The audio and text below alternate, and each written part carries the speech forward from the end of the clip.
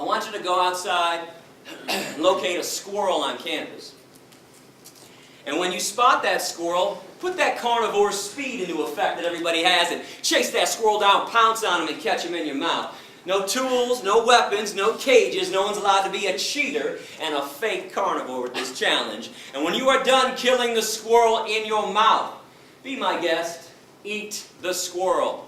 Eyes, nose, face, toes, tail, anus, inner organs, blood, fur, and don't forget about the brains. You don't get to pick and choose which body parts you want to eat, and you don't get to cook it either. If people want to be real meat eaters, I'd love to see people eat raw flesh from the bone, down to the bone, with nothing left but the bones, day after day after day.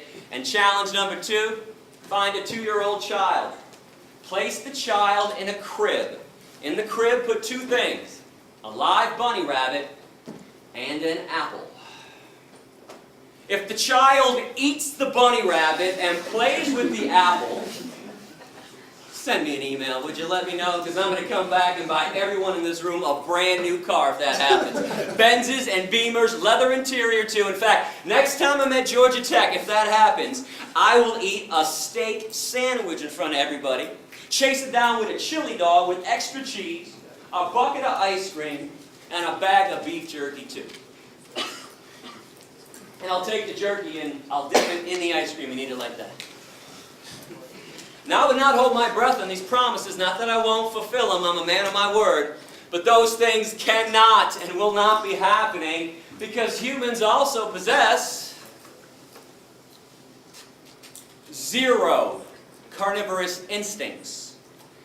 0 omnivorous instincts when we're born young and growing up. We're all born vegan. We just acquire a taste for meat, cheese, milk, and eggs after they're forced down our throats during childhood. Now, all I'm asking you to do is something normal and natural anyways. Eat what comes from the earth. Every vitamin, mineral, and nutrient that exists, protein, calcium, iron, potassium, all the B vitamins, they have an original source, and it ain't the animals. You are aware that people eat animals after the animals have already eaten from the earth. People eat cows after the cows eat up the grass, some of the soil. Then we ship them to a feedlot, feed them most of our corn, wheat, oats, and soy. Then we take more of the corn, wheat, oats, and soy, shove it down the throats of pigs and chickens and turkeys. Stop filtering your nutrients through somebody else's body. It's illogical and irrational. Go to those sources directly: fruits, vegetables, nuts, seeds, grains, legumes. These things cannot harm you, cannot cause a disease, and more importantly, they harm no one else in the process. But when we consume what walks, what flies, and what swims, that is abnormal. Where does everybody think diseases come from? Broccoli?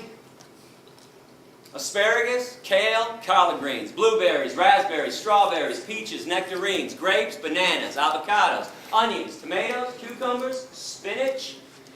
And in case anyone's wondering about those pesky little E. coli, salmonella contaminations a couple times a year with the vegetables, let's keep in mind the one and only source of E. coli and salmonella: shit. Human shit or animal shit. Spinach doesn't shit. Broccoli doesn't shit. Peanuts don't shit. Let's stop blaming the plant products when there's an E. coli salmonella contamination. That's the fault of a meat-eating society. Why? Well, meat eaters want billions of land animals to eat, so we have to mass produce billions of land animals. Keep in mind, this has nothing to do with God, nothing to do with evolution anymore. This is a business. This is Smithfield, ConAgra, Purdue, Tyson, McDonald's, Burger King, Wendy's, KFC. That's why we have animal agriculture classes in college. So when we mass produce billions of land animals, they have trillions of tons of manure. That stuff gets in the waterways, then there's runoff onto the crops, or they're putting feces, contaminated water, directly onto the crops. But all of our main diseases, heart attacks, and strokes.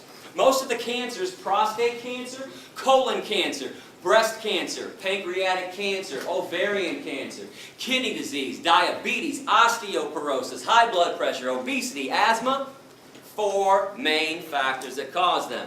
Now, I know about other factors. I'm not saying that you can't get sick elsewhere. Of course you can.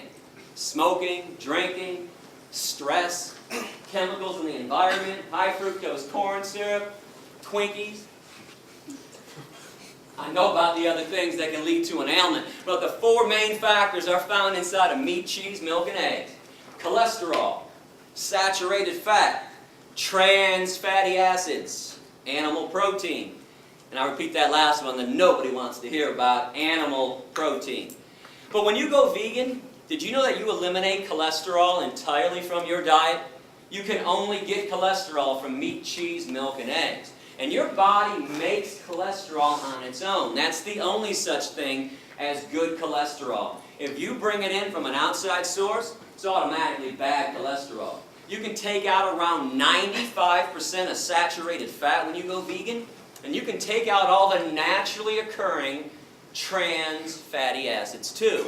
Keep this in mind, between 2 to 9% of all meat and all dairy naturally comprised of trans fatty acids. And you can obviously take out all of animal protein. Now, animal protein is way too acidic for the human body. We don't process it properly. It is the main reason why 1 in 3 meat eaters continually get cancer. And it's one of the main causes of osteoporosis. Were you aware that when animal protein enters the human body, it makes our blood acidic instantaneously?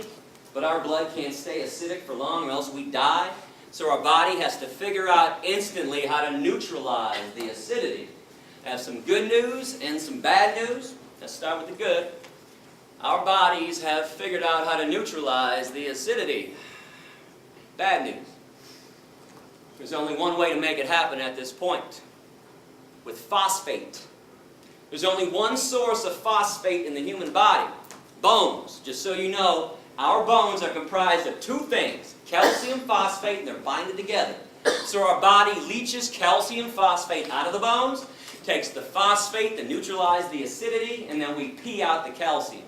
This is why every single epidemiological study, those are the ones done on human populations, every single one shows that societies that consume the most amount of animal protein have the worst rates of osteoporosis, bone fractures, and cancers. While societies that consume little to no animal protein, the vegan and vegetarian ones, Hindus, Buddhists, Jains, Rastafarians, Seventh-day Adventists, have little to no rates of osteoporosis, bone fractures, and cancers. And so we don't get into a debate during Q&A about different medical studies that are out there. A lot of times when people know I'm coming to class in advance, boy, they'll spend a few hours online looking up studies, print it out, wait for Q&A, and go, hey, Yourofsky, I got a study here that contradicted everything you told us today. What's up with that? Well, here's what's up with that. You don't need a medical study to show you what people are dying of. But for the record, every study you can produce showing that humans need meat, cheese, milk, and eggs, I'll produce 2. 2-to-1 ratio, showing that meat, cheese, milk, and eggs are responsible for every major disease. But we all know medical studies can be manipulated either way. So even though I got a heavy 2-to-1 edge on this, I say toss them all out, because you don't need them. All you have to do is pay attention to this meat, cheese, milk, egg-eating society that we all live in. So how many of your family members and your friends' family members have a disease already or have died already from a disease? Because I can't be the only one affected by this. My grandfather died from a heart attack, my grandma died from a stroke. My Uncle Jack died from a heart attack, and last October on the 15th, I got a call around midnight that my father had just died from a heart attack. My mom, she's got asthma. My stepdad's got heart disease so badly he takes 7 pills for breakfast. My best friend Darren, 4 of his aunts and uncles have died from diabetes. His ex-girlfriend Rita has breast cancer at 40 and she's dying. Just found out a few months ago that his current girlfriend, Dion, has ovarian cancer. And yesterday, my girlfriend just found out that her father has prostate cancer. What's the one thing we all have in common with each other besides the air we breathe and the water we drink? Meat, cheese, milk, and eggs. Animal products all day long. And I know you can blame some of the cancers on environmental pollution. There's no doubt about that. But how are you going to blame heart attacks and strokes on environmental pollution? And diabetes? Osteoporosis, obesity. Here, I'm going to break this down for you in a couple different ways today. I'll show you what's killing people, and I'm going to show you who's lying to you too. Flat out, bold-faced lies. Let's come to an agreement on the dairy industry. And let me know if I'm being unfair with this. I want to know. According to the dairy industry itself, the main reason they exist is so you can get calcium. Fair? Is that not their entire claim? Eat some cheese, drink some cow's milk, strong bones, strong body. Milk does a body good. Got milk? Check it out with the USDA. In America, we consume the most amount of dairy on the planet. Right here, you can't even get a sandwich anymore without cheese.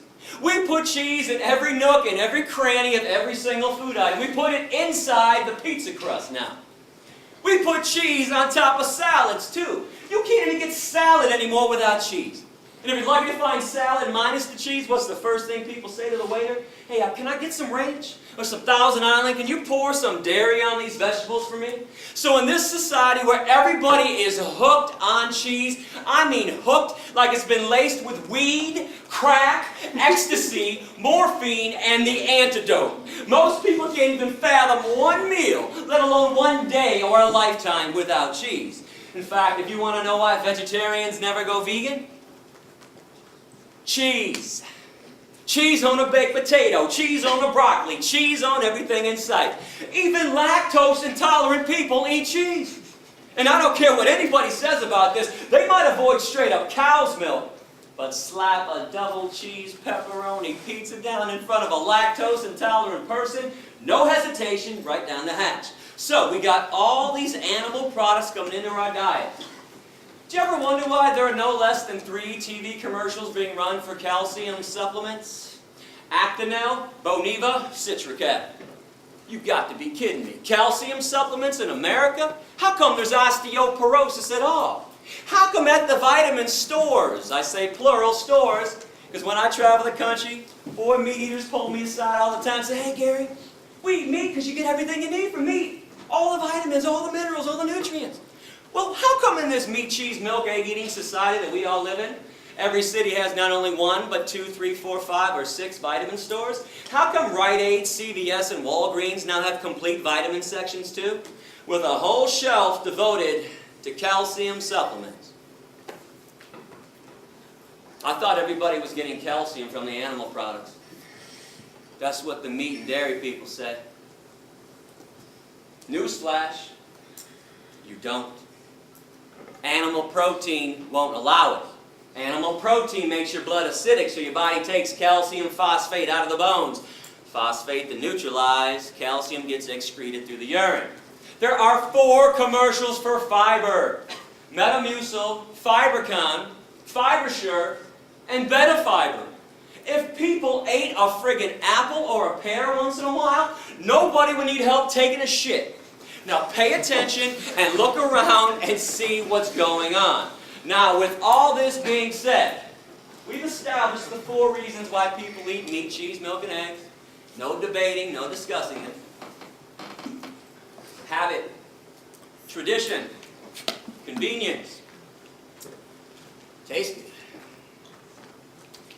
Yeah, I know why people do it. I did it for 25 years myself. We don't do this to be ethical and stay healthy.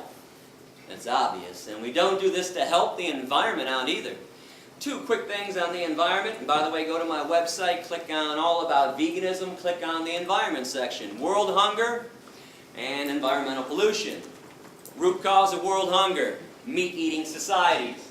65% of the world's grains are set aside every year to feed 53 billion land animals that are killed every year on this planet.